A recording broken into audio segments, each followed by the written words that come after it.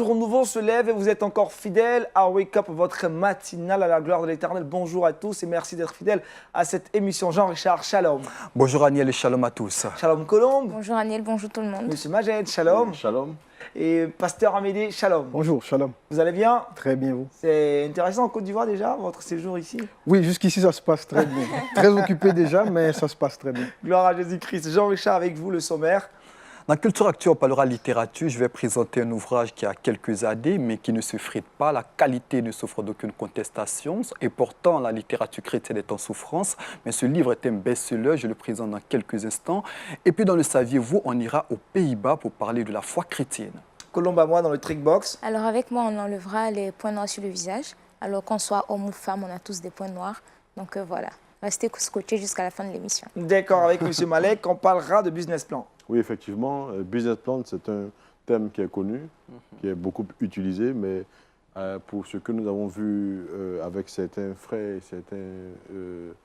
certaines mêmes entreprises, on croit qu'il y a besoin qu'on en parle un peu. Et c'est tellement intéressant, on en parlera dans cette émission. Restez avec nous. On démarre par l'écoute de la parole de Dieu dans Méditons ensemble.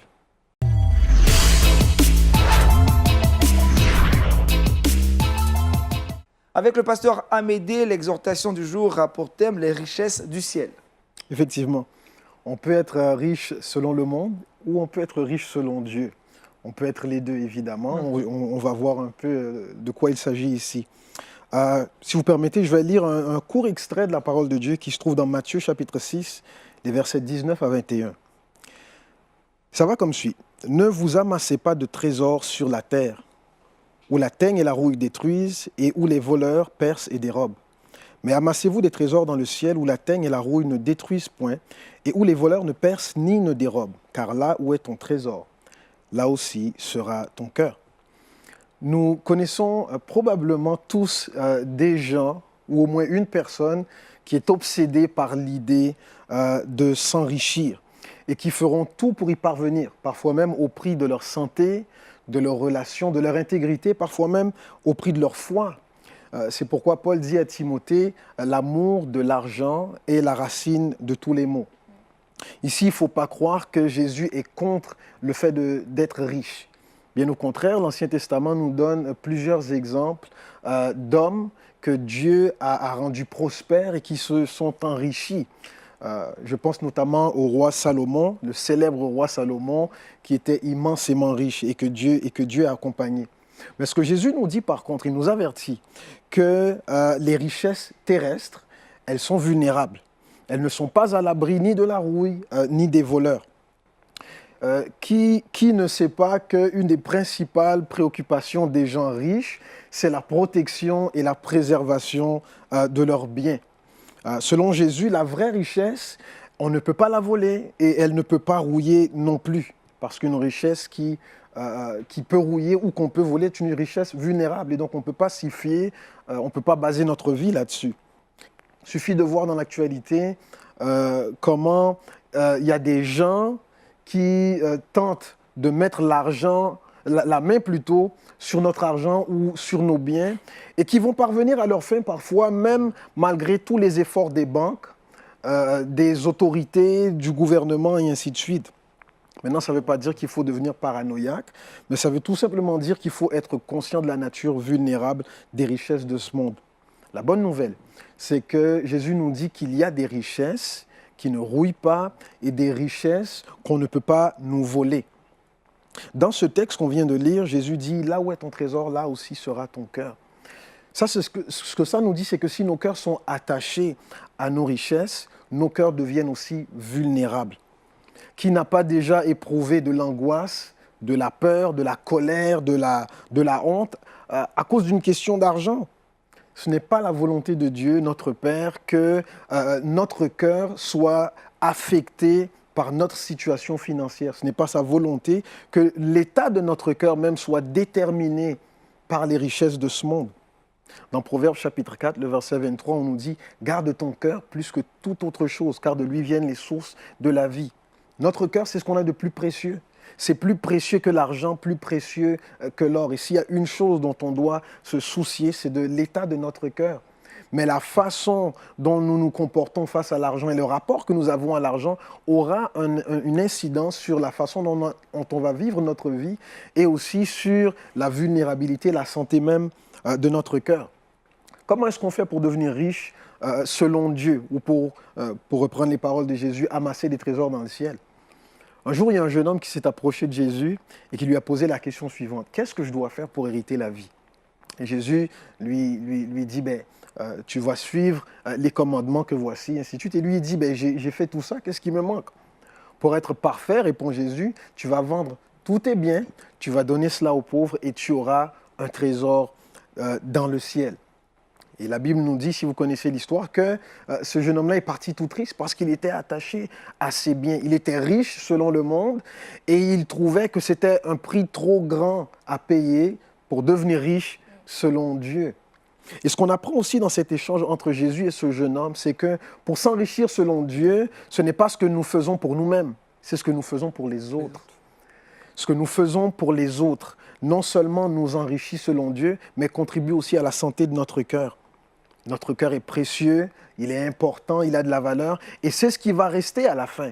Un jour, tout le monde partira et on laissera derrière nous tout ce qu'on aura amassé. Ça ne servira plus à rien parce que là-haut, Dieu prend soin de ses enfants, Dieu a prévu des choses pour ses enfants et ce qu'il y a dans notre cœur, notamment la foi, la paix, la justice, l'amour, ces choses-là sont éternelles. Elles ne rouillent pas, on ne peut pas voler ces choses-là et elles améliorent non seulement notre relation avec Dieu, mais notre relation avec tous les gens qui nous entourent.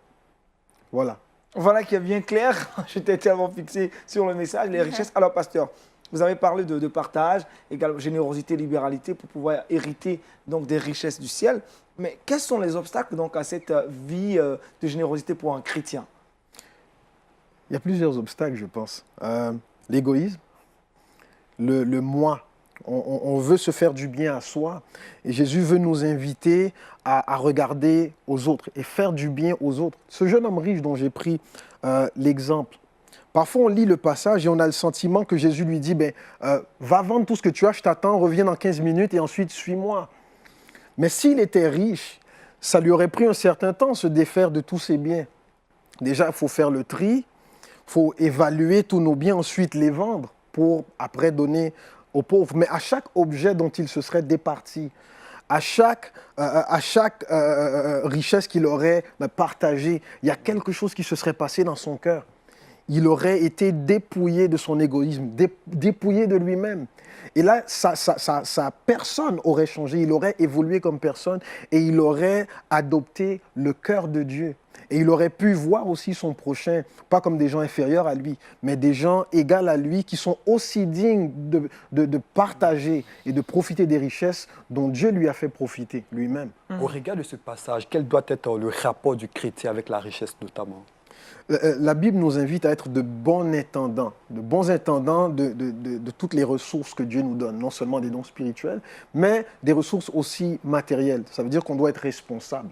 Donc l'idée ici, ce n'est pas de dire défaisons-nous de tout ce que nous avons pour pouvoir être riche selon Dieu, parce que Jésus n'a pas demandé ça à chaque personne qui s'est approchée de lui, évidemment. Mais je crois que Jésus connaissait le cœur de cet homme-là. Et lui, il avait un processus de dépouillement de soi à faire pour se disposer à recevoir ce que Dieu voulait lui donner. Malheureusement, évidemment, il a fait un autre choix. On ne saura pas ce qui lui est arrivé, parce que la Bible n'en parle plus. Mais ce que nous savons, c'est qu'il y a d'autres personnes qui ont fait ce pas-là de foi et que Dieu a enrichi. La Bible nous dit que Jésus, de riche qu'il était, il s'est fait pauvre pour que nous soyons riches.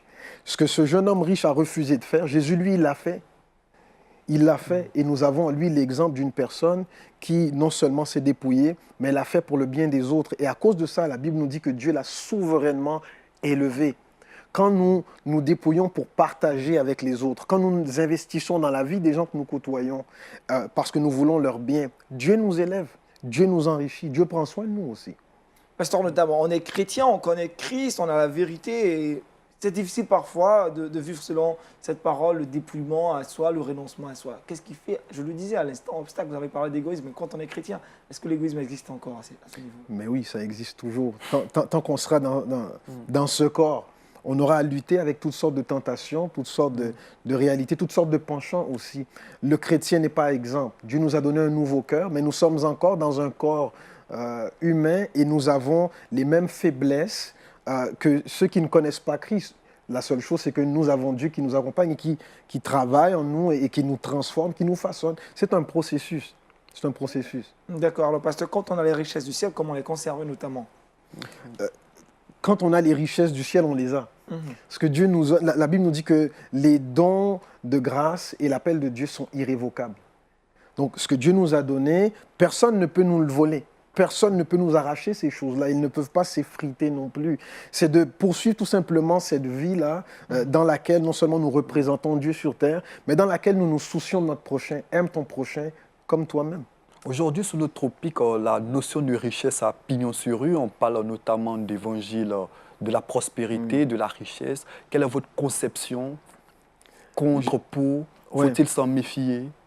Je pense que l'évangile de la prospérité, telle qu'elle est enseignée, telle qu'elle est annoncée dans plusieurs milieux, a causé bien des malheureux. Et a causé des heureux aussi, parce que ceux qui s'enrichissent de cette doctrine, je ne pense pas qu'ils sont fâchés de s'enrichir. Mais en même temps, il y a toujours l'envers de la médaille. Il faut faire attention à ce qu'on promet aux gens. Parfois, on va dire, si tu donnes ce montant, Dieu va te donner le double.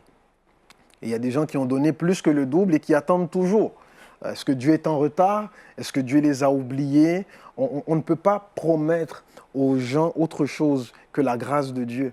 Maintenant, si une personne est riche, grand bien lui fasse, on est content pour cette personne, elle aura probablement besoin de ses richesses pour faire ce que Dieu l'appelle à faire.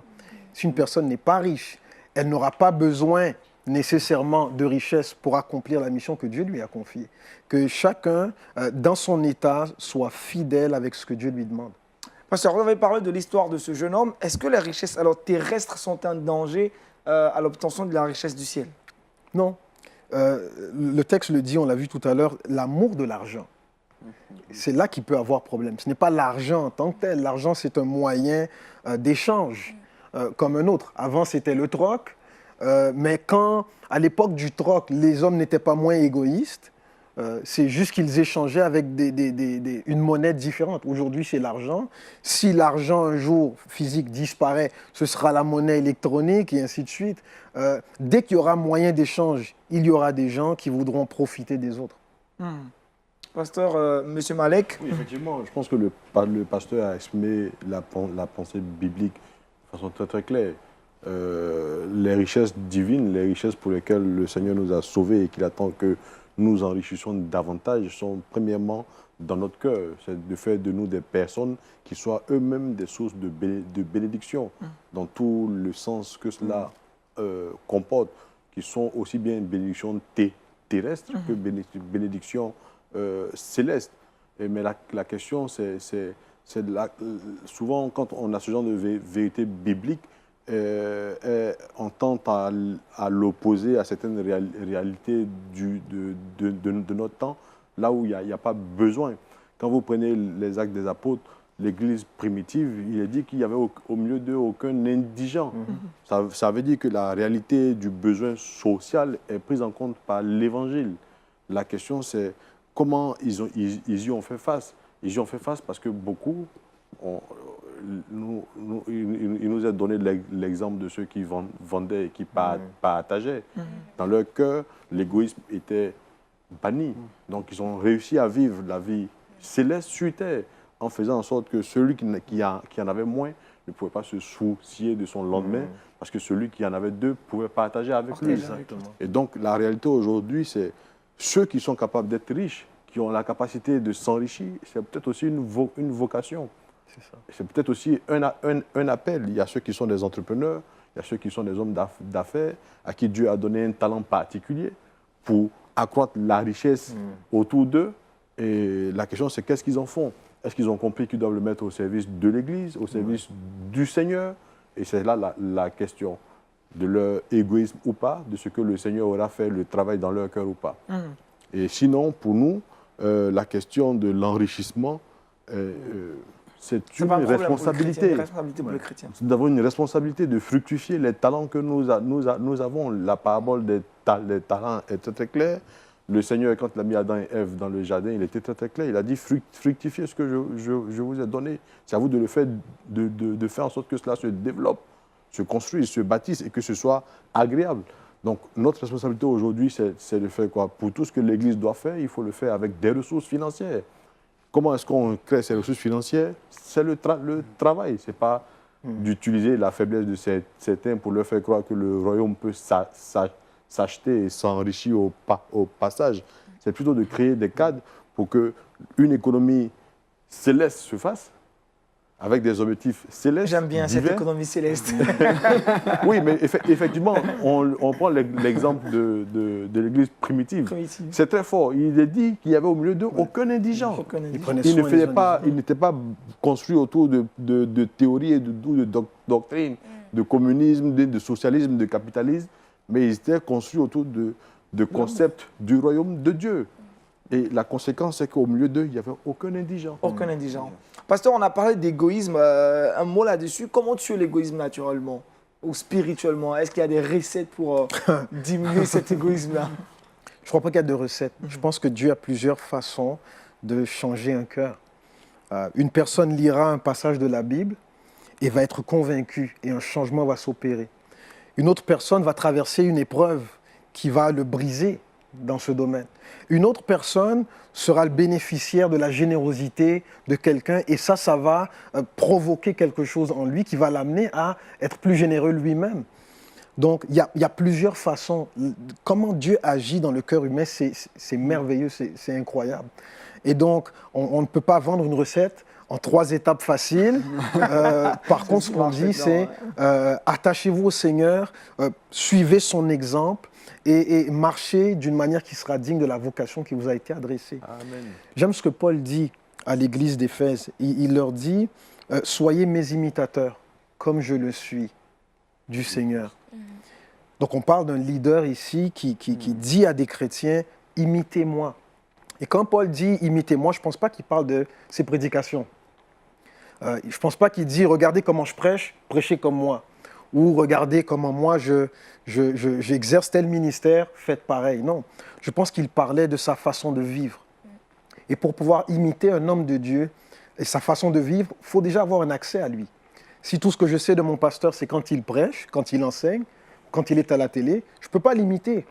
Je peux certainement le mimiquer, parler comme il parle, bouger comme il bouge, mais je ne peux pas imiter. Comment est-ce qu'il agit dans l'épreuve? Comment il se comporte dans la tentation? Quand il est en face d'un choix difficile, qu'est-ce qu'il fait? C'est là que je veux voir mon pasteur ou mon leader ou les autres chrétiens. C'est là que je veux voir un exemple à suivre pour faire pareil. Et c'est comme ça qu'on évolue ensemble et qu'on grandit. Voilà qui est bien clair. Jean-Richard Colombe, question. C'est clair. Pasteur, vous allez prier pour que cette exhortation de ce matin fasse du bien à tous ceux qui nous ont suivis, déjà à nous qui sommes sur ce plateau, les richesses du ciel, que Christ nous accorde la grâce pour que nous puissions en avoir davantage. Seigneur, on veut te remercier parce que de riche que tu étais, tu t'es dépouillé afin que nous soyons riches, riches selon Dieu, riches selon le royaume. On veut te demander, Seigneur, d'étendre ta main et de nous faire grâce, de nous donner encore, Seigneur, cette grâce de grandir, cette grâce de nous dépouiller, cette grâce de déposer nos vies à tes pieds, de mettre toutes nos ressources à ta disposition. Seigneur, on sait également que les ressources du monde sont utiles pour ton royaume. Et c'est pourquoi on te demande également de faire prospérer tes enfants, faire prospérer tes serviteurs, tout en leur donnant un cœur comme le tien, un cœur selon Dieu qui veut faire la volonté du Père. On te demande, Seigneur, de bénir à tous égards, afin que l'Église soit prospère et que le monde en bénéficie, Papa, parce que tu nous appelles à être une source de bénédiction dans toutes les générations. On te prie ainsi, Seigneur, avec action de grâce, au nom de Jésus. Amen. Amen. Merci encore au pasteur Amédée, les richesses du ciel, le thème de notre exhortation de ce matin. On va retrouver Jean-Richard dans sa première rubrique Culture Actu.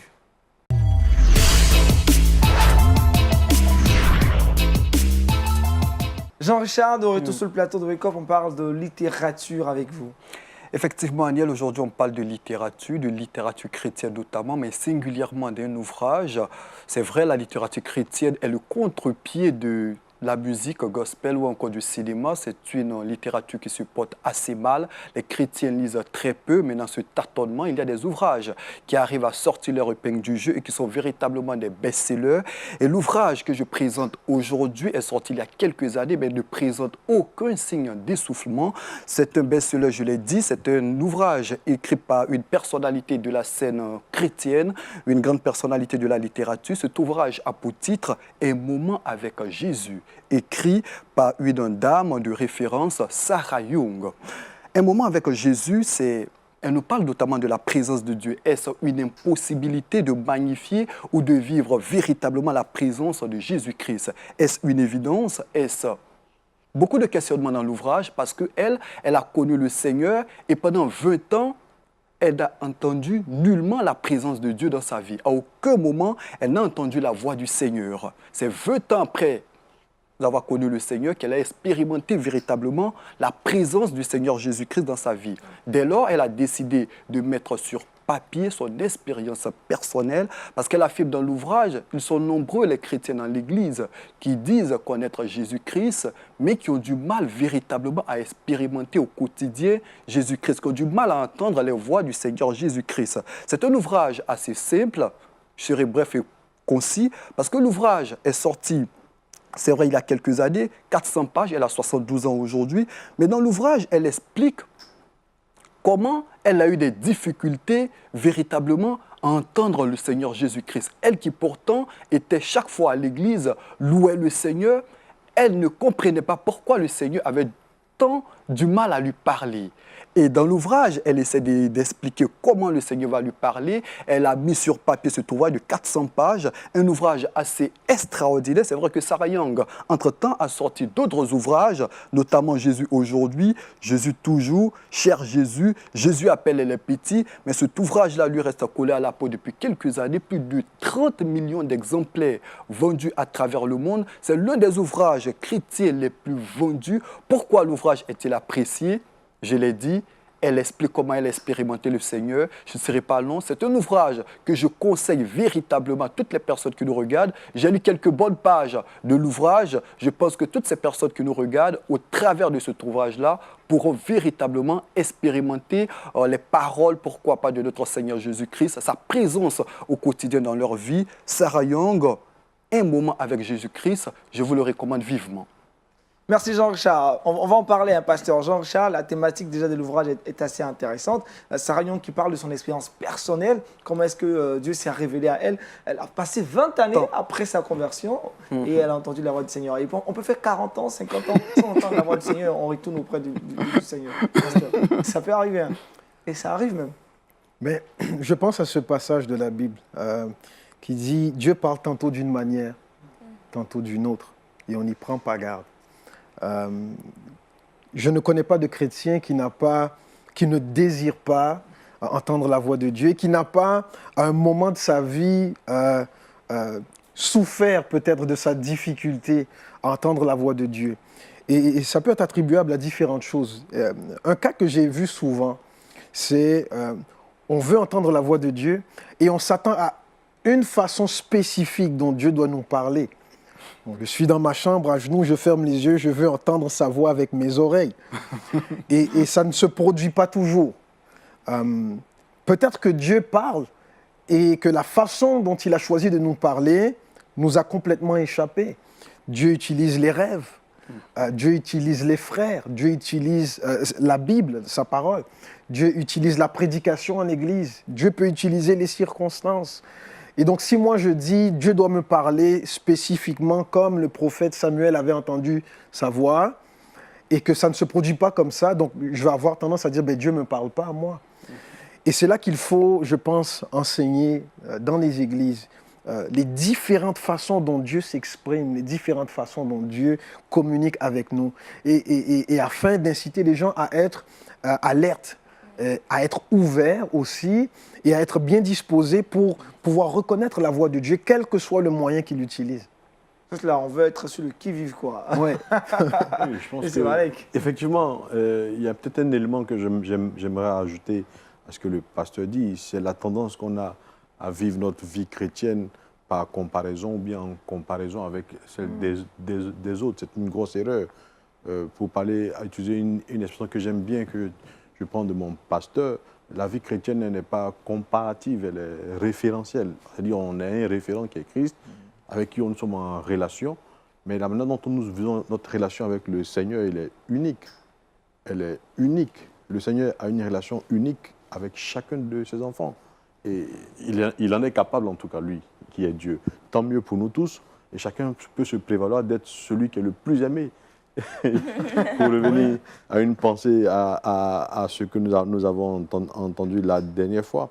Mais pour dire quoi, il faut dans le cas de cette relation qui est personnelle, qui est unique, vraiment avoir toute la disponibilité, toute la sensibilité spirituelle, parce qu'effectivement Dieu parle tantôt d'une manière, tantôt d'une autre. Il faut pouvoir discerner dans ce qu'il nous montre, une donne de vivre, les réponses des fois à beaucoup de questionnements que nous avons. Il ne faut pas minimiser sa capacité à nous répondre. Je pense qu'il y a le prophète qui l'attendait dans le vent tumultueux, qui n'a rien vu, qui l'attendait dans le grondement, il n'a rien vu. C'était dans le doux silence, murmure du vent. Et donc c'est exactement cela. Il ne faut pas s'attendre au Seigneur dans un cadre. Le Seigneur, on ne peut pas le confiner. C'est ça aussi une de ses particularités. Il faut plutôt se disposer à recevoir de lui pleinement. Et je crois que c'est bon de le savoir. Et pour finir, donc, la proximité avec Jésus est une chose. C'est différent de la relation avec le Seigneur. Vous voyez, il y a l'exemple de Pierre. Le Seigneur a fini par dire à Pierre, à un moment donné, écoute, quand tu seras converti, paie mes brebis. Mais c'est après un temps de proximité. Donc, on peut effectivement être dans la parole de Dieu, la lire, prier, mais en fait, ne pas être dans la relation véritable. Il faut faire très, très attention. Et c'est un travail que le Seigneur est prêt à faire avec nous, cette relation. Il faut la bâtir et nous rendre disponibles à l'entendre. Et comme il dit, à faire comme il a dit. Que ce livre de la loi, sur le point de ta bouche, médite le jour et nuit. Et surtout, afin que tu marches selon ce qui est écrit. Voilà qui est bien clair. Cette étape-là que nous loupons certaines fois.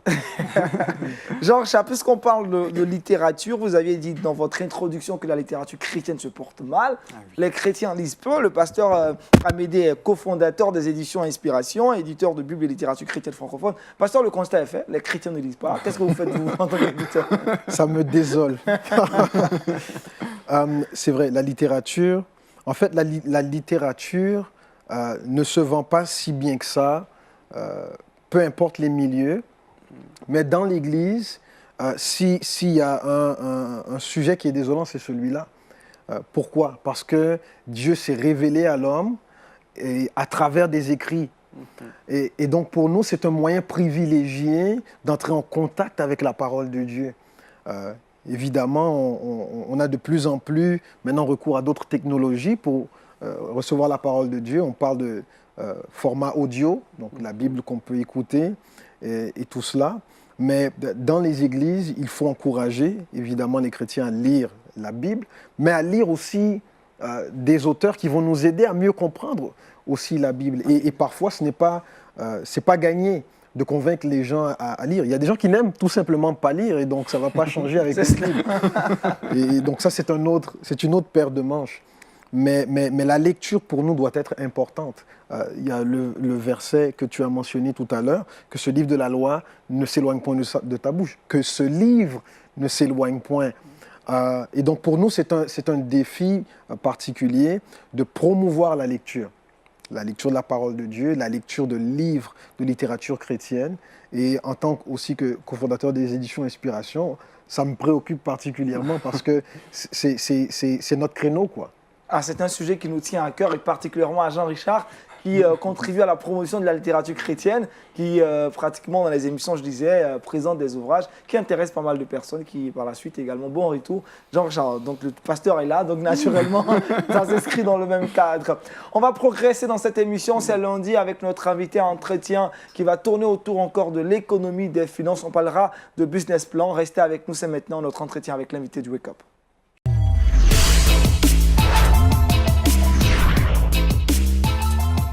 Monsieur Malek, on se retrouve à nouveau pour parler économie. Je précise que vous êtes consultant, indépendant en gestion, expert en gestion de finances et d'entreprise. Avec vous, on parle de business plan aujourd'hui. C'est réellement un plaisir renouvelé de partager avec l'équipe de Wake Up. Et ce matin, effectivement, nous parlerons de business plan. C'est un mot, c'est une expression qui est bien connue, qui se traduit en plan d'affaires et qui est un concept qui est né à un moment donné par la prolifération de projets et du développement des activités, on va dire, de financement. Parce qu'il s'agissait de donner l'opportunité à ceux qui sont des financiers, soit des apporteurs, plutôt des financiers institutionnels, banques d'affaires ou actionnaires, le moyen de répondre à des sollicitations de ceux qui avaient besoin de capitaux. Et donc le plan d'affaires, le business plan, c'est donc un document qui est réalisé. Et si on en parle aujourd'hui, c'est pour encourager nos auditeurs qui seront dans ce genre de situation à lui donner son vrai sens. Son vrai sens, pourquoi je tiens à le dire, c'est par expérience dans ce que nous avons vu autour de nous, que ce soit les jeunes qui commencent dans ce métier ou bien qui des fois sont devenus entrepreneurs, qui veulent monter des projets, se faire accompagner. Nous avons vu des documents qu'ils appelaient business plan, mais qui étaient juste une compilation d'informations sans qu'on voit vraiment ce qu'il fallait voir. Le business plan, donc, c'est un document qui est très important, qui est argumentatif, qui doit pousser quelqu'un à décider de nous accompagner, ou bien qui doit nous amener nous-mêmes à décider d'investir dans ce que nous avons comme idée. Donc, il part d'une idée que nous avons, d'un concept, d'une pensée, qui va traduire, après avoir démontré qu'on a la maîtrise de tout l'environnement qui concerne le projet qu'on a à réaliser, qui va démontrer que l'investissement dans ce projet sera rentable in fine. Il sera suffisamment rentable, pour que les actionnaires soient heureux, suffisamment rentable pour que les éventuels financiers soient rassurés qu'ils seront remboursés, et avec leurs frais financiers, bien entendu. Il sera suffisamment rentable pour que le promoteur lui-même puisse s'épanouir et puisse se réjouir de voir son idée se réaliser. Et donc, c'est un document qui est argumentatif, qui a une vocation donc à pousser à la décision. Et en ce moment-là, dès qu'on le sait, quand on réalise un business plan, quand on est dans l'approche de rédiger ce document, il faut l'avoir en ligne de mire. Qu'il ne faut pas juste compiler des chiffres, il faut juste apporter une argumentation qui soit cohérente et claire, qui permet de dire, ah tiens, voici l'idée que j'ai, voici le concept que j'ai, qui va s'appuyer sur tel produit, bien sûr tel service, dans un environnement que je maîtrise, parce que je connais tout ce qu'il y a comme acteur, tout ce qu'il y a comme concurrent, comme client, comme intermédiaire, comme participant à la chose de façon directe ou indirecte, que je connais l'environnement général qui peut avoir une influence directe ou indirecte sur la réalisation de nos objectifs. Et une fois qu'on a montré tout cela, arriver à sortir un business modèle, c'est-à-dire notre approche personnelle de comment est-ce qu'on va créer de la valeur, de comment est-ce qu'on va offrir au marché quelque chose qui va être rétribué par le marché. Quand on l'a démontré, ensuite on passe à la phase d'évaluation financière. Et souvent, c'est cette dernière phase que les gens présentent et disent on a fait notre business plan. La phase d'évaluation financière qui vient in fine va permettre de quantifier en termes monétaires tout ce qui est envisagé, tant en termes de charges qu'en termes de revenus, pour ensuite déboucher sur les éléments de rentabilité et de risque. Mais une fois qu'on a fini cela, il faut aussi arriver à déceler toutes les menaces et les opportunités et voir au-delà, parce qu'on connaît bien l'environnement dans lequel on est, toutes les perspectives qui peuvent être envisagées, les différents scénarios dans lesquels on peut se retrouver, on peut être confronté, pour voir s'il y a des risques qu'il faut prendre ou dans quelles limites il faut les prendre. Donc c'est un document qui est vraiment très important, qu'il ne faut pas prendre à la légère et le limiter juste à des éléments purement financiers. C'est un document très technique, vous l'avez dit. Très technique. Alors, pour les petites et moyennes entreprises, comment constituer un business plan quand on n'a pas assez de gros moyens pour se faire accompagner par un expert, ou bien on peut le faire pour un amateur? Est-ce que c'est tout donné? J'aime à dire souvent, dans ce temps de notre génération, ne pas savoir faire quelque chose n'est pas un problème. Mais le problème, c'est de ne pas chercher à aller à l'information. Internet, aujourd'hui, est une source inépuisable d'outils, d'informations ou même de méthodes pour y aller. Un entrepreneur peut apprendre à faire son propre business plan et puis se faire conseiller au passage par quelqu'un qui a l'habitude. Parce que si on s'appuie sur un consultant, ça peut être prohibitif pour certains petits porteurs de projets parce que les coûts peuvent faire peur. On peut décider donc d'y aller soi-même parce que nous avons la capacité d'être autodidacte et ce n'est pas compliqué à faire. Sur certains éléments techniques, on peut avoir le conseil d'une connaissance qui est dans le métier ou bien d'un expert qui peut venir en ce moment en appui, mais ponctuel, et donc ça va être moins onéreux que la rédaction et l'élaboration complète de tout le business plan. Mais cela dit, le meilleur conseil, c'est de le faire avec des gens qui s'y connaissent, qui ont l'habitude.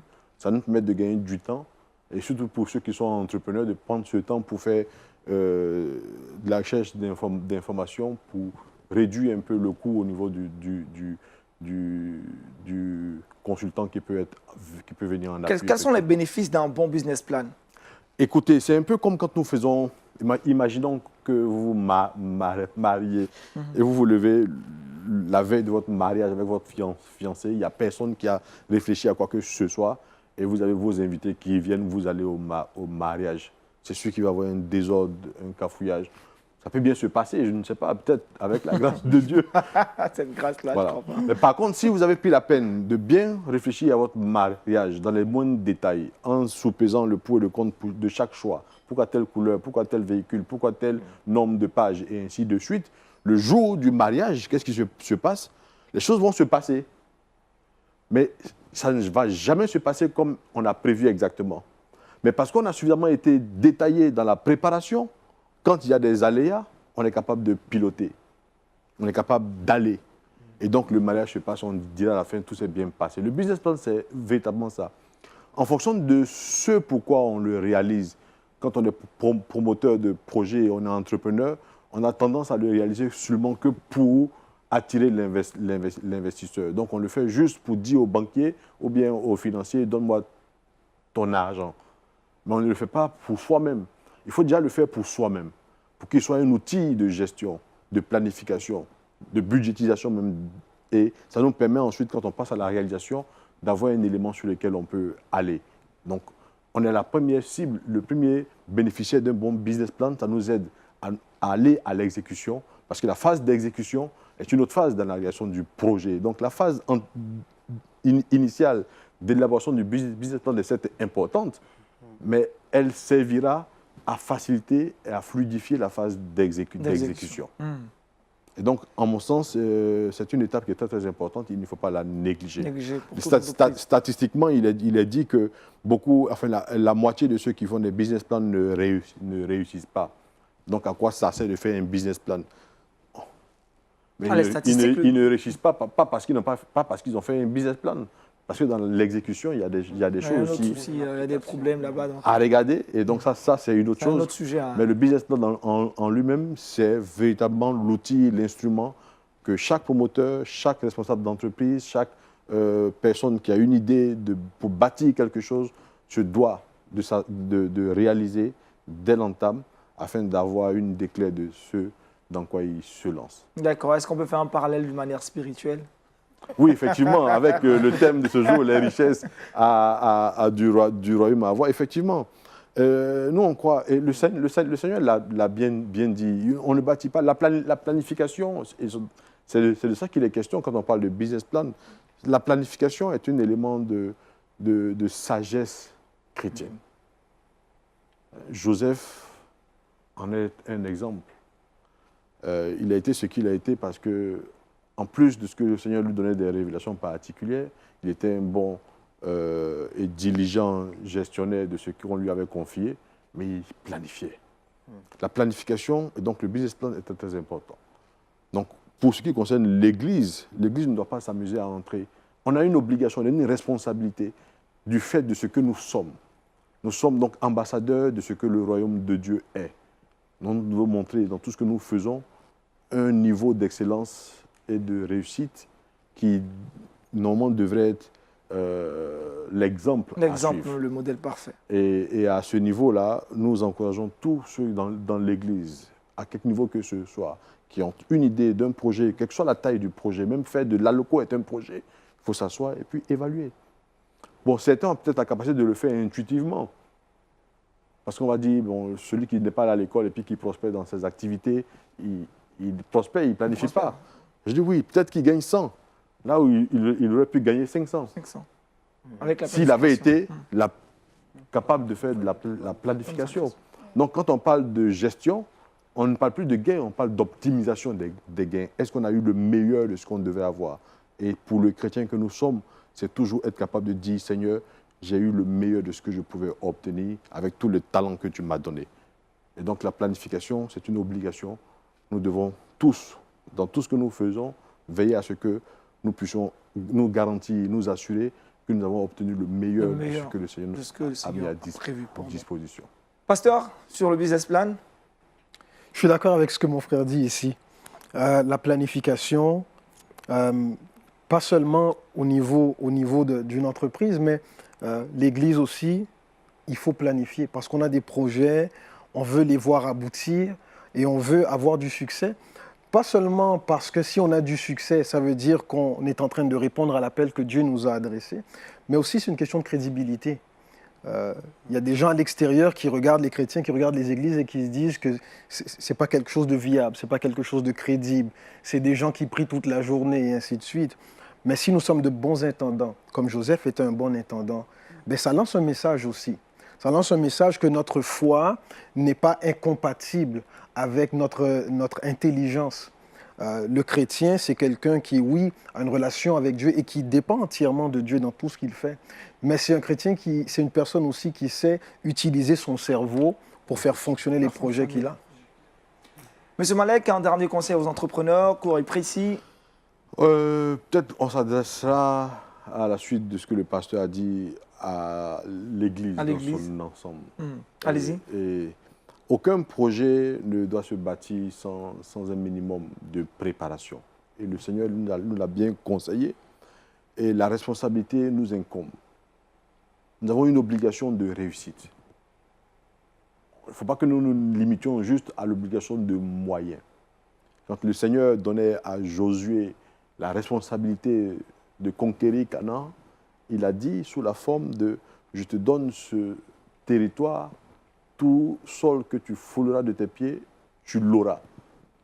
Mais Josué, un homme averti, un homme spirituel, a compris que Dieu le responsabilisait pour réaliser cette pensée, ce désir et cette volonté que Dieu avait, qu'Israël transforme ce désert, cette partie du désert, en lieu où coule le lait et le miel. C'est cette responsabilité que l'Église a.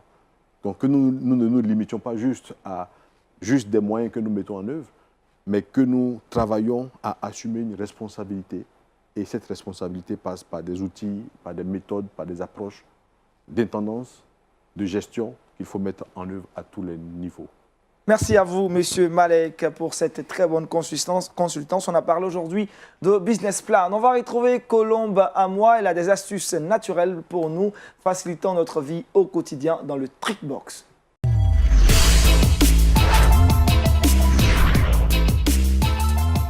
Avec Colombe à moi dans le Trickbox, astuces naturelles pour enlever les points noirs sur le visage. Merci Aniel, effectivement. Donc voilà, aujourd'hui je touche ce sujet qui touche tout le monde. Pas que les femmes seulement, parce que généralement, quand on parle de points noirs, les hommes se sentent retirés, se disent, bon, ben ça, c'est cosmétique et tout. Mais non, aujourd'hui, vous êtes censés être là, présent, parce qu'en fait, il n'y a rien de mal à ça, mais certaines personnes n'aiment pas trop, en fait, les points noirs. Donc, comme première astuce, on va utiliser de la pomme de terre. Donc, la pomme de terre non traitée, crue, on va enlever, l'éplucher, ensuite couper en rondelles. Et on va prendre rondelle par rondelle et faire passer carrément sur les points noirs. Et on fait cela après, pendant quelques minutes. Après, on rince le visage. Ce n'est pas nécessaire parce que bon, ça ne laisse pas en fait de taches. Mais quand même, la pomme de terre contient de l'amidon. Donc, ça peut blanchir. Ça dépendra de chacun. Donc, voilà, c'était ça la première astuce, la pomme de terre crue. Ensuite, en deuxième astuce, nous allons utiliser le citron. Un citron que nous allons couper en deux et utiliser la moitié de citron pour faire encore des mouvements circulaires sur la partie. Ou pour les personnes qui n'ont pas envie de vraiment propager le jus sur tout le long du visage, on peut utiliser un coton-tige sur lequel on imbibe le jus de citron et on cible en fait les points noirs. Ensuite, en troisième astuce, nous allons utiliser le rassoul. Le rassoul qui est une argile verte mais provenant du Maroc. Alors ça se vend aussi dans les magasins bio.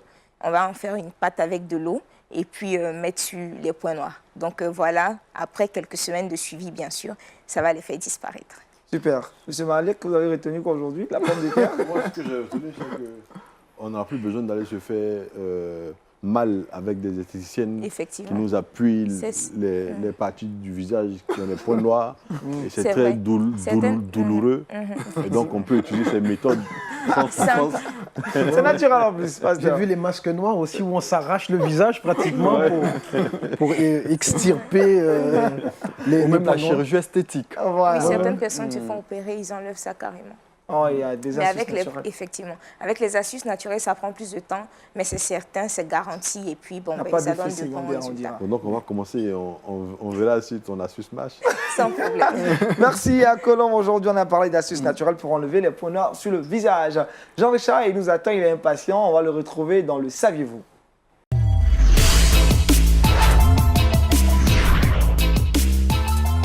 Jean-Richard avec vous, sans visa et passeport également. Nous sommes aux Pays-Bas avec vous, vous nous embarquez. Effectivement, aux Pays-Bas, pour parler notamment de la foi chrétienne. La foi chrétienne, on le sait, est en nette souffrance, est en chute libre dans bon nombre de pays européens, en France, en Angleterre, en Roumanie, en Belgique. Aujourd'hui, dans cette longue liste, on retrouve les Pays-Bas, fort malheureusement. Eh bien, un rapport est sorti il y a cela quelques jours, le 23 octobre notamment, pour être précis. C'est un rapport qui émane du Bureau central des statistiques des Pays-Bas. C'est une institution du pays qui établit les différents sondages, les différentes statistiques. Et bien, pour l'année 2017-2018, figurez-vous que 78% de la population hollandaise n'a assisté à aucun culte, ni à aucune messe dans une église. Aucun culte, aucune messe. Durant l'année 2017-2018, 78% de la population. C'est véritablement la première fois dans l'histoire de ce pays, qui est pourtant un pays assez chrétien, que cela arrive. Depuis quelques années, la foi est en chute libre dans ce pays, 18 millions d'habitants, mais aujourd'hui, il est à constater que bon nombre de personnes ne partent pas assister à des offices religieux. Et là, c'est l'Office des statistiques du pays qui essaie d'interpeller les uns et les autres, qui interpelle l'Église notamment à prendre ses responsabilités face à cette chute libre. Il faut rappeler que déjà, il y a de cela quelques semaines, un sondage était sorti également en Suède où 85% de la population ne croyait carrément pas en Dieu. 85% ne croyaient pas en Dieu et plus de 70% ne croyaient pas en Jésus-Christ. C'est-à-dire aujourd'hui, en Autriche, c'était plus de 90% de la population qui ne croyait pas en Jésus-Christ. Ça montre aujourd'hui la déchéance de la foi au niveau de l'Europe. C'est donc une interpellation, ces différentes études au corps de Christ, aux différents missionnaires, de pourquoi pas repartir dans ces différents pays-là pour essayer à nouveau de gagner des âmes à Jésus-Christ. Monsieur Malek, pasteur, les statistiques sont là, peut-être tristes, 78% des habitants du Pays-Bas qui n'ont pas visité, fait de messe ni de culte. Oui, effectivement, quand nous entendons ces chiffres, c'est des chiffres qui nous font bouger à l'intérieur. Et malheureusement, l'Église avait été avertie de ces choses, mais n'a pas peut-être pris ses responsabilités. Parce que les temps de la fin, tels qu'ils nous ont été annoncés, nous laissaient justement anticiper toutes ces situations qui arrivent. Et donc, il est grand temps que l'Église se réveille, mais se réveille peut-être en ne cherchant pas à foncer tête baissée contre un mur, mais à chercher des solutions. Vous savez, le Seigneur a dit pour l'âge, il a donné à Bethsaliel une intelligence, une capacité de crier. C'est un ministère du Saint-Esprit aussi, de donner à l'Église un esprit d'inventivité devant chaque situation nouvelle qui se passe. Nous avons parlé du livre, de ce que les chrétiens ne lisaient pas. L'Église était pourtant le cadre qui a donné à l'impression de prendre toute sa dimension qui est connue aujourd'hui. c'est parce qu'on a voulu partager la parole de Dieu que l'imprimerie est devenue ce qu'elle est. Et donc l'Église est capable d'apporter des solutions pour que, devant de telles situations, parce que le salut de l'humanité est en jeu, il faut apporter des réponses idoines. Pasteur, c'est bien triste en Europe, la foi chute libre. On a parlé 85% en Suède, 78% déjà en Autriche et même dans certains pays, aux Pays-Bas. Les statistiques, même en France, sont vraiment alarmantes. Ouais. Quand on pense à ces pays-là et aux Pays-Bas notamment, où il y a eu un réveil pourtant, au début des années 1900, aujourd'hui on se dit mais où sont les fruits de ce réveil, où sont les résultats de ce réveil, qu'est-ce qui s'est passé et pourquoi on en est venu là? Et la question que moi je me poserais c'est quelles sont les activités de l'Église, quelles sont les activités des chrétiens qui sont encore attachés à Dieu, ceux qui croient encore et ceux qui continuent d'aller. Comment est-ce qu'ils vivent leur foi? Comment est-ce qu'ils la communiquent? Comment est-ce qu'ils cherchent à la partager? Il y a une question à se poser là, et évidemment, il faut prier, mais il faut revenir à l'importance du travail de l'Église qui est d'évangéliser, non seulement d'enseigner la parole de Dieu, mais aussi d'évangéliser. Et dans plusieurs milieux, ce qu'on peut constater, c'est que le travail de l'évangélisation, il a pris un coup. Parce que les chrétiens ont tendance à se replier sur eux-mêmes et vivent la foi à l'intérieur de quatre murs.